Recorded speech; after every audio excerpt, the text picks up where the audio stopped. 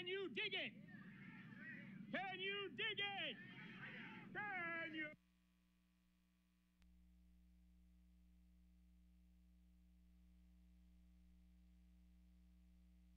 Can you dig it? Can you dig it? Can you dig it?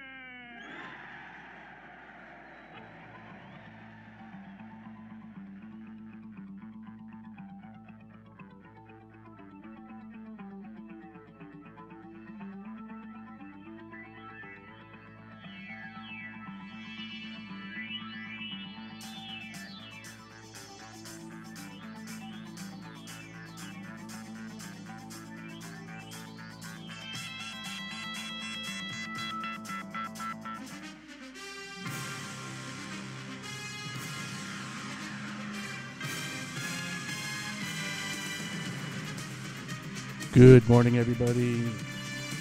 Scuba 2 Cents Sports and Entertainment coming at you live this Sunday morning, bright and early, 9:34 a.m. It is time for my NFL Week 6 picks. That's right. It is the NFL season still. Anybody catch any of them crazy college football games yesterday? Unbelievable. If you have not seen the end of that Michigan State game, to all my Michigan fans out there, as much crap as I give you all, no one deserves that. 10 seconds left. All you've got to do is punt it. Heck, just catch the snap and run around with it, for crying out loud. Not only does the punter muff the pass or the snap, but he flips it up in the air, and which allowed Michigan State to scoop the ball up and score with no time left and win the game. That's a heartbreaker. But anyway, on to the NFL. Today is Sunday, October 18th. It is Week 6 of the NFL season. Bye weeks are still in full swing. If any of you are playing fantasy, I hope your fantasy teams are doing much better than mine. Although I am in a little bit of a comeback on one of my leagues. One of my leagues I'm actually dominating, and I can separate myself starting today. One of my other leagues, I started off poorly.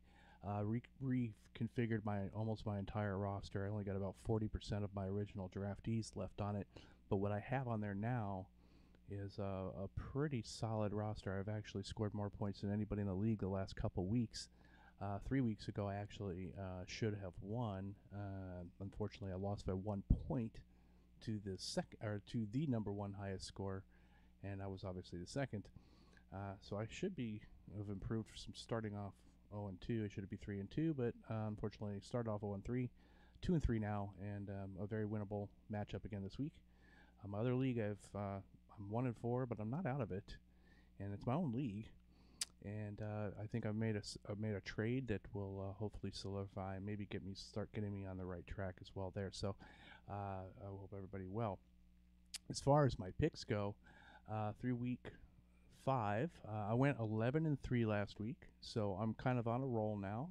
Stopped getting cute like I did the first couple weeks.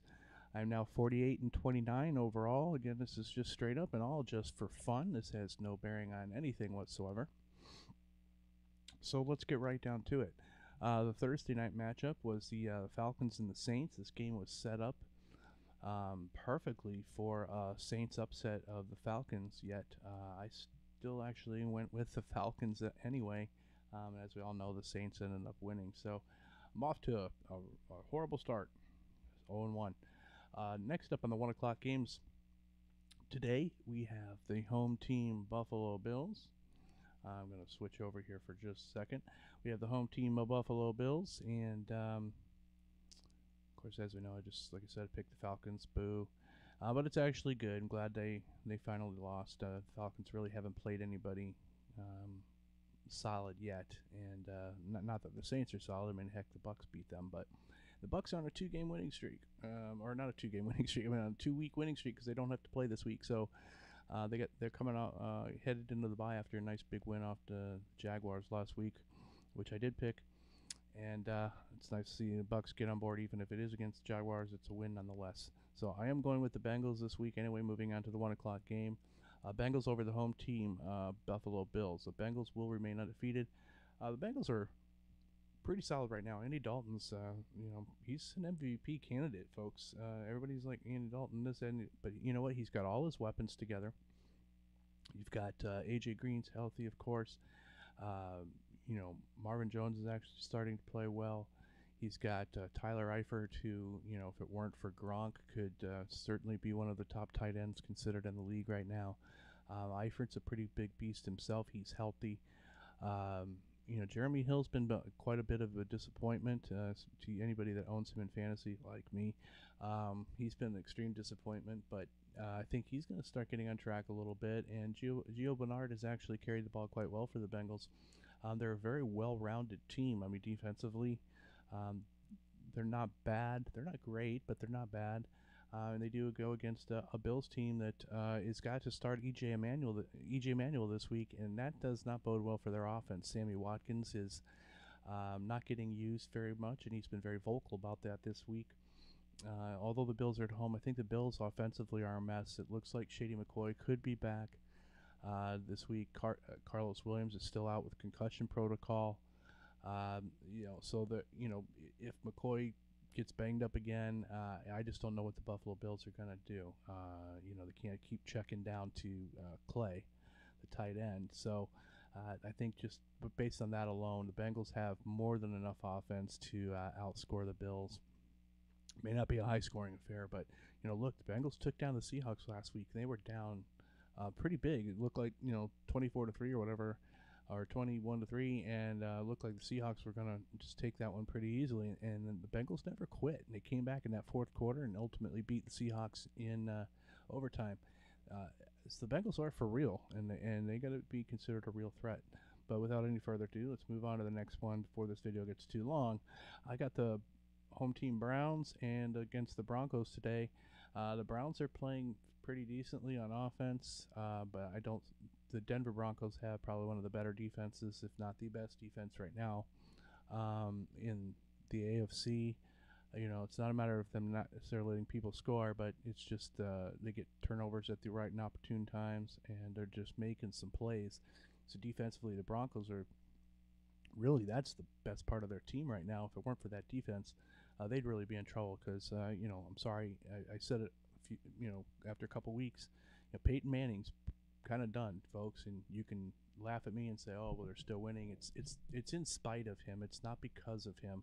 Although his experience, it does, it is helping, but Peyton Manning he's definitely on his last legs. He's a shadow of himself. He's thrown more picks than more picks than touchdowns. But as long as this defense keeps playing well, they're going to have a chance every week. And against this Browns team at home, again, they're playing better offensively, but defensively they're still bad, so that might just be enough. This is going to be the game. If anybody is going to get C.J. Anderson going, talking about another fantasy bust, this will be the game for C.J. Anderson to get going for the Broncos. But quite honestly, I think Ronnie Hillman's probably going to be the one that is going to step up and get most of the load, at least as far as yardage and so forth. Next up today, we got a real sleeper in the Bears against the hometown Lions. The Lions are unwinnable at this point. We continued that streak last week after a disappointing loss, which should have probably been a win against Seahawks a couple weeks before. And the Bears have surprisingly been playing well, and they're winning some games. John Fox, he's a dang good coach. I still think the Bears lack a lot of talent, but offensively, they still got Matt Forte, at least for now. There's a lot of talk he may be getting traded.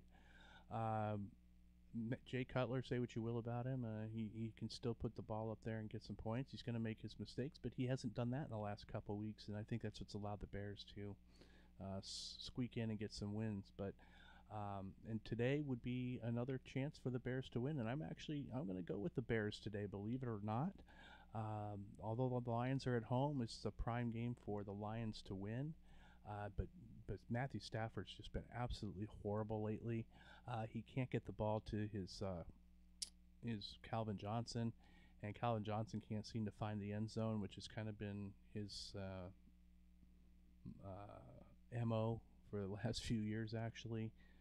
He's not a big touchdown scorer anymore, it seems, but they're having some trouble. It's hard to tell who's going to get in the running game there for the Lions, and I just think that there's too many things going awry right there. They don't have their tight end Eric Ebron.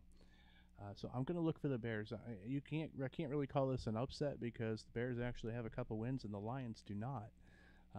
But I think on paper you would kind of go with the Lions. I wouldn't be surprised if the Lions win this game. I mean, this is the Bears after all. But I kind of like, believe it or not, what the Bears are doing.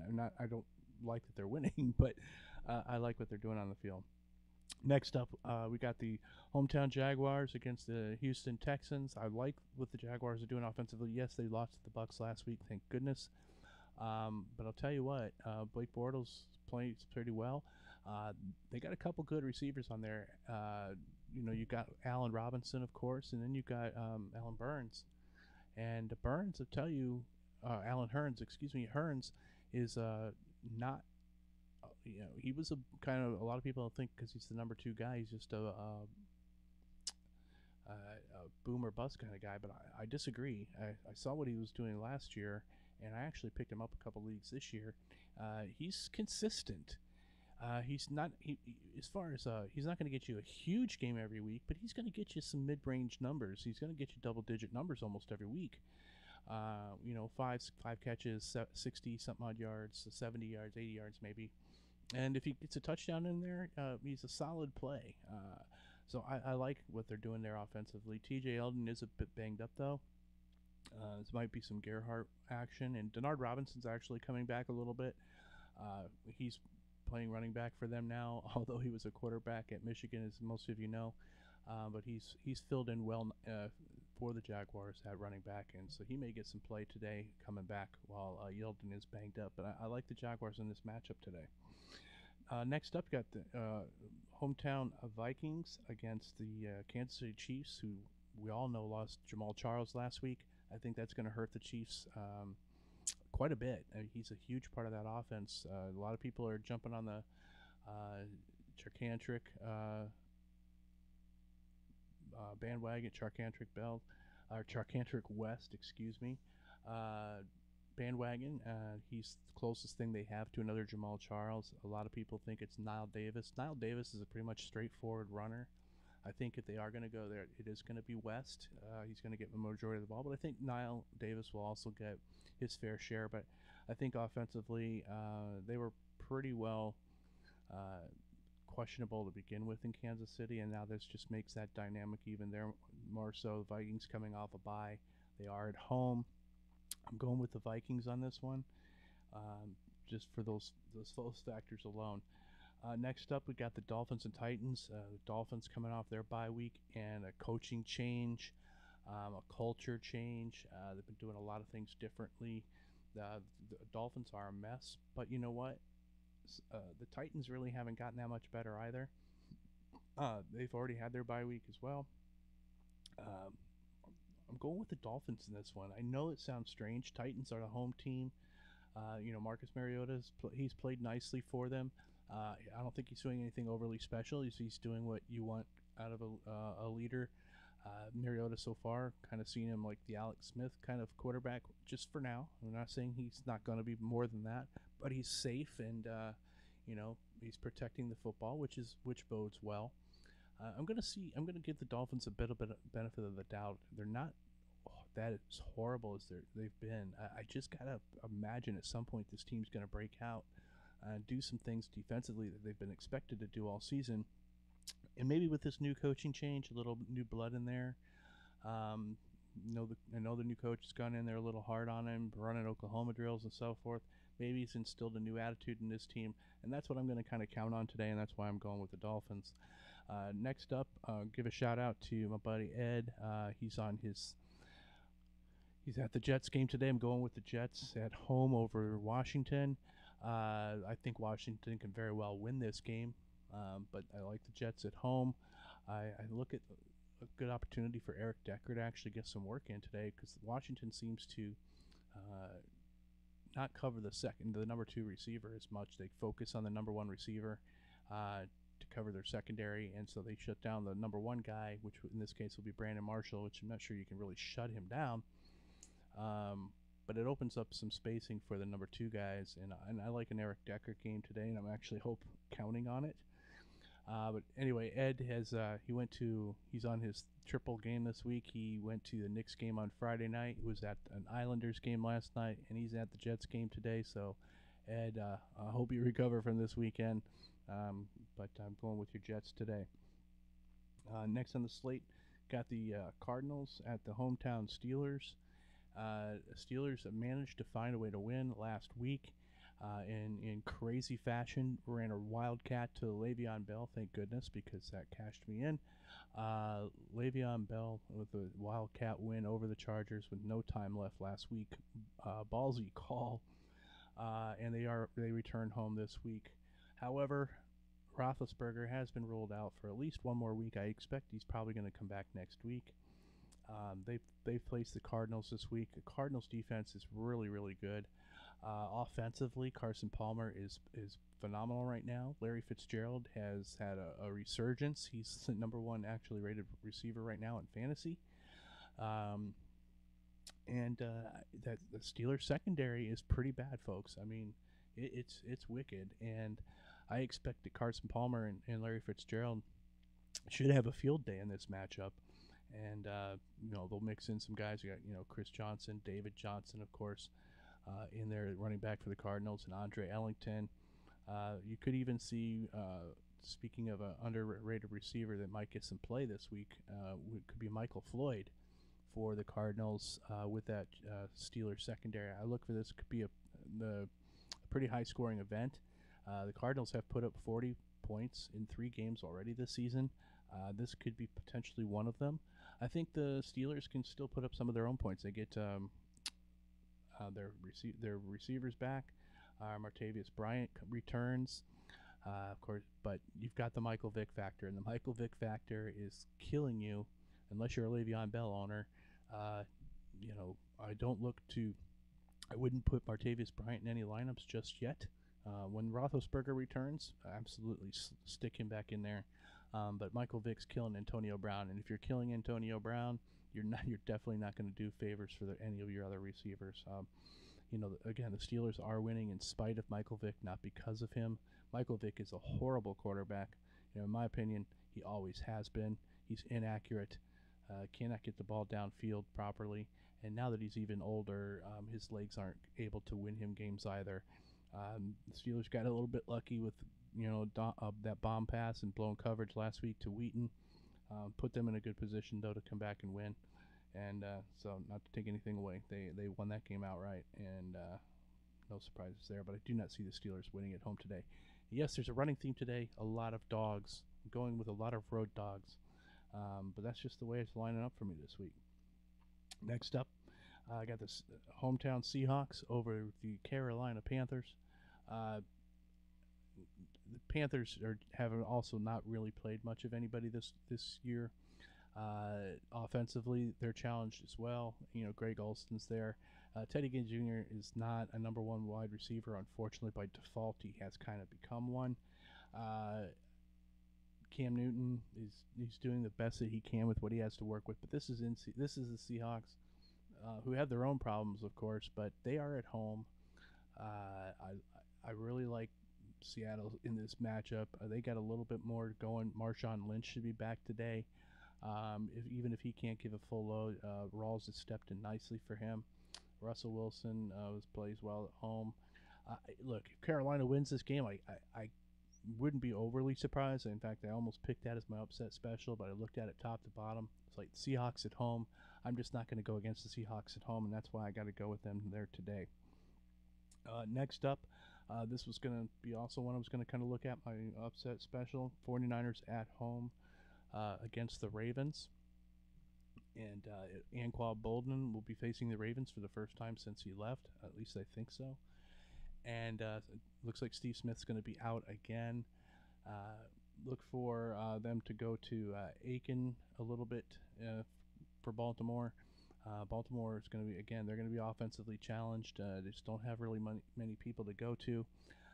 But I'm going to go with the Ravens today. I think the 49ers are also a mess in their own right. I look for Kaepernick, who actually finally played well last week compared to what he's been doing anyway. I look for this to be one of those games, though. Look for Anquan Bolden to put up big numbers. He's actually played well this year anyway, despite the Kaepernick problems. But I just see him going against his old team and looking to put up some big numbers, just kind of like Steve Smith did when he faced Carolina earlier this year. But that doesn't necessarily translate into a win. So I'm going to go with the Ravens in this one, and I was going to pick the 49ers as an upset special, but, I don't really have an upset special this week. I think some of these games can go the other way, and I'm just picking somebody, and this is going to be one of those. I'm going to take a road dog Ravens at the 49ers, although this just seems to be a setup for the 49ers win. Of course, you got the other afternoon game. You got the Packers and the Chargers. The Packers are at home. Again, I'm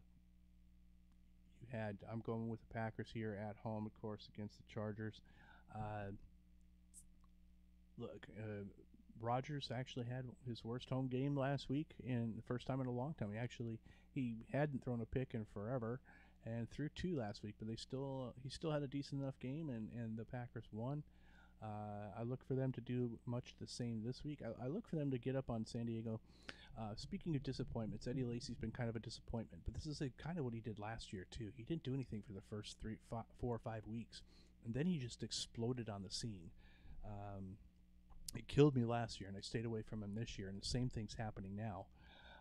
But if Eddie Lacy's going to come out of whatever funk that he's in, this is going to be the game to do it. San Diego is horrible against the run. Eddie Lacy seems to be healthy enough that he's going to play. So that if Eddie Lacy's going to break out, this is going to be the game to do it. So I look for Eddie Lacy to do that today, and that's what I'm counting on.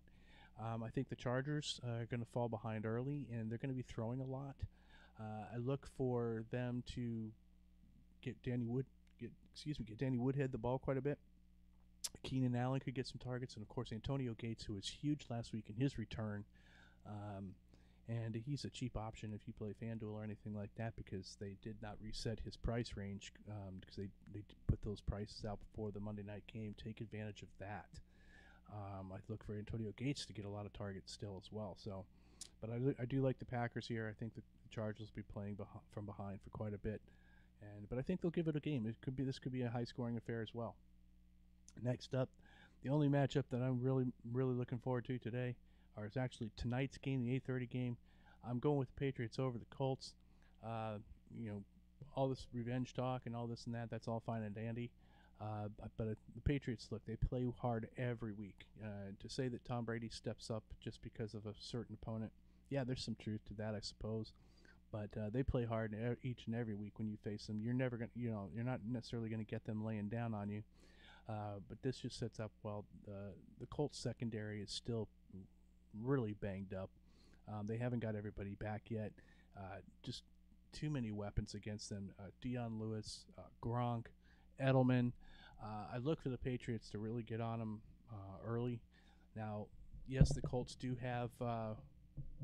Looks like Andrew Luck's going to play today. It's hard to say how healthy he's going to be.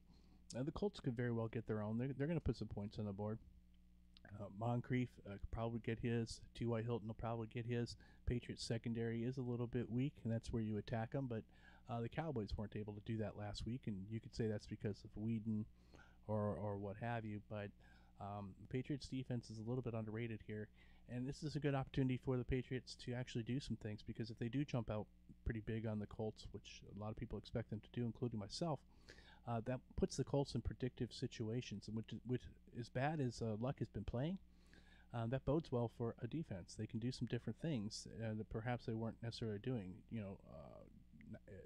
Back off some of the pressure, perhaps, and drop a guy back or so. Dante Hightower is not playing today, which is a big loss to the Patriots. They also, Terrell Brown, the corner, was also put on IR. He'll be out for the rest of the season. So the Patriots are a little bit banged up today. So they may look to put a little bit more pressure. They promoted a guy off the practice squad this week to kind of stuff up the middle. So I think that's what they're planning on, but we'll see. It's going to be interesting. I look for it to be a little high. Could be a high scoring affair as well, and kind of counting on it. Stack your Patriots, but that's what I got going on today. Lastly, on Monday night, you've got the Eagles and the Giants. Eagles are at home. Giants also another team finding a way to win. Could be easily argued that instead of 3-2, they could easily be 5-0 if they didn't blow two fourth quarter leads. But they almost did it again last week. There's something about the Giants team that just can't finish in the fourth quarter, and that's got to do with their defense. I think that the Giants offensively are fine, and they're doing some nice things, and that's allowing them some leads. However, that secondary of the Giants is just it's awful, and I like what the Eagles are starting to do offensively. I still don't think the Eagles are all that great, but DeMarco Murray got a little bit of finally some good numbers last week. Maybe the Eagles offense is starting to pick it up a little bit, and I actually would like the Eagles at home in this matchup. They did put up 39 points last week, I believe it was. So I do look for the Eagles to continue some of that offensive play. Dink and dunk, pick the Giants off in the middle. But I think the Giants are going to put up their own points as well. But I do like the Eagles in this affair. So that's it. What's the week six picks? Again, 11-3 last week. Let's see if we can do another good one this week and improve on my 48-29 overall record. Anyway, this is Scuba 2 Cents Sports coming at you live, and I appreciate you listening to the show. I hope to have a real show on real soon. I want everybody to have a great Sunday today. Enjoy your time with any family, kids, or whatever else you choose to do. If you're not watching football, have a great day, have a great week, and we'll see you soon.